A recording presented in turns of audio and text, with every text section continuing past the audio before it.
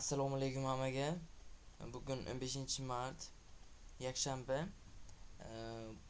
Forex bozorida keyingi haftada nimalar bo'lishini analiz qilib boraman. Birinchi USD dan boshlab olsak.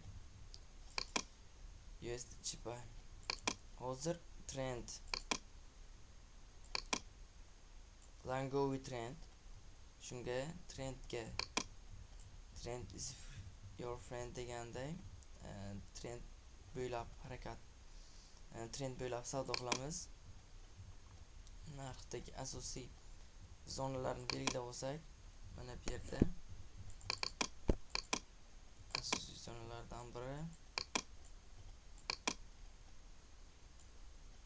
keyin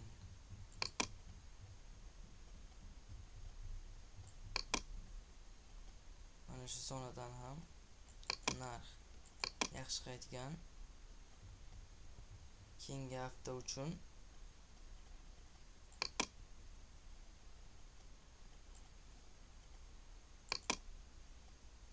hozircha qarash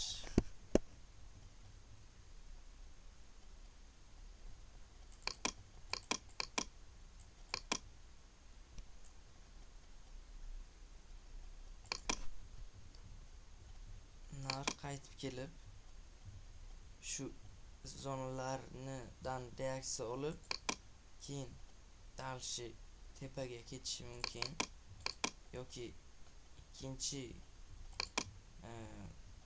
ssenariy narx bu zonalardan ham tushib mana shu nuqtaga kelgandan keyin yana dalshi bayga bitta atkat bo'lishi kerakda. Bu yerda bitta atkatdan keyin bay ko'rishimiz mumkin. Hozircha bunga qarashim shu. Bu yerni ham belgilab olsak, ana shu zonalardan dalshi bay ketishi mumkin. Keyingi pari GBP USD funt sterling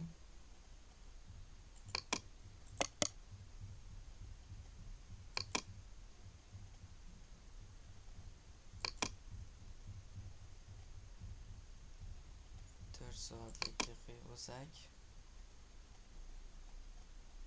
hozir trend bu yerda shartoviy trend. Shunga harakat qilamiz short ideya qilishga. Ana shu zonalar asosiy zona hisoblanadi. Narx shu yerdan qaytishi kerak. Bu ko'p sodir bo'ladi. Masalan, mana shu zona ham narx o'sib ko'p qaytgan zona edi. Narx tushdi, kelib boshqacha zonadan reaksiya olib dalsh pastga ketdi. Bu yerda ham ko'rishimiz mumkin. Ko'proq buzib o'tgan bo'lsa ham shu narsani qilib ko'rsatib berdi. Bu yerda ham ko'rishimiz mumkin shu narsani. Bir xil narsa takrorlanyapti. Keyingi hafta uchun fikrim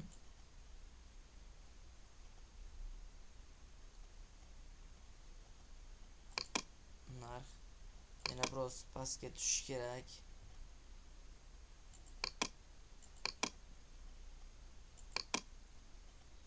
Keyin shu zonadan reaksiya olib yana dalshi pastga ko'ramiz.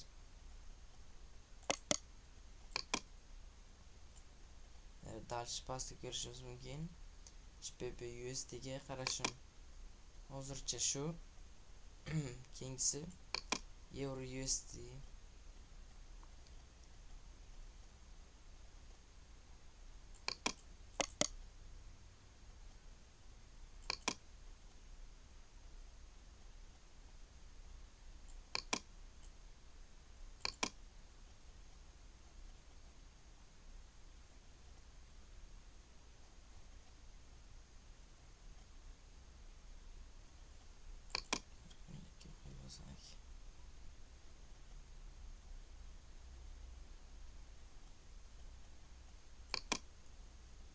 Trend shartoviy trend o'tgan. Hozircha shortga qaraymiz.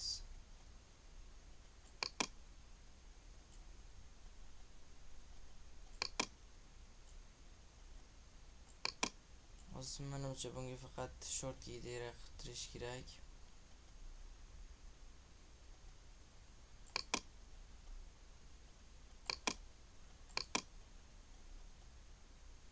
Narx kelib dalish pastiga ketadi deb o'ylayapman. Bitta atkat bilan yana dalish pastga yer USDga o'zi qarashim moli kunlikka qarab olsak, haftalikni ham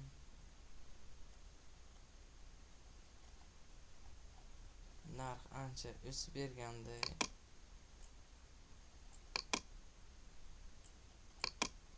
Qarashim hali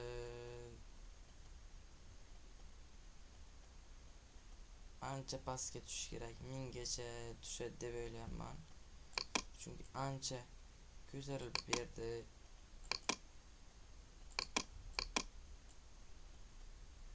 Yoki mana bu yerda ham asosiy zonalar bor. Shu joygacha bo'lsa ham tushib berish kerak. Shu yerdan keyin bayga qiziqib ko'rsak bo'ladi yoki dalish yana pastga 1000 gacha ko'rishimiz mumkin.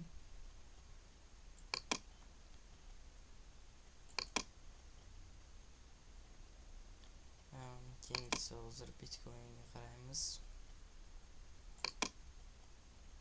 Bitcoinda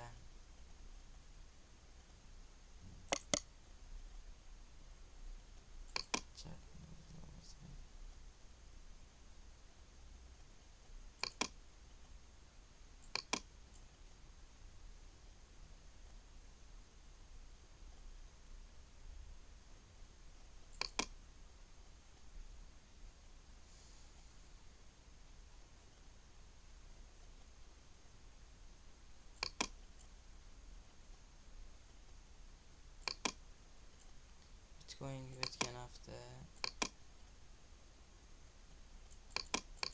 narx shu zonadan 0382 dan qaytib berib to 50 ming 60 minggacha kelishi kerak deb analiz bergandim. Narx shu yerdan qaytib berdi, keyin yana ko'tardi. Hozircha meni fikrim o'z kuchida. Narx yana pastga qaytib berish kerak. 60 ming, kamida 60 minggacha meni fikrimcha narx qarashim sel Bitcoinga. Keyingisi tillaga.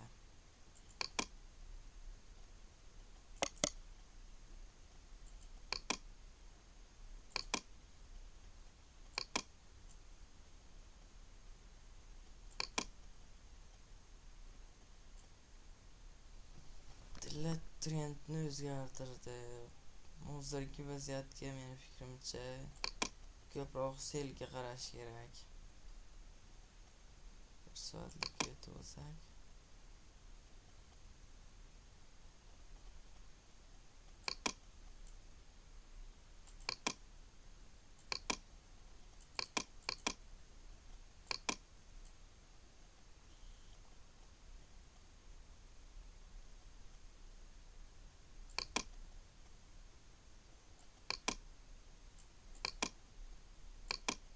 Agar shu zonani narx buzib o'tsa, kuchli impuls bilan qaytib berib narx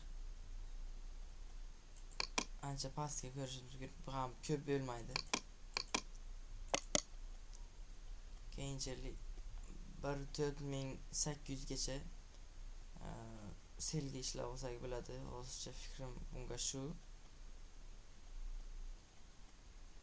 Hozircha keyingi hafta uchun analizlar shularcha. Barchaga rahmat. Sog' bo'lasizlar.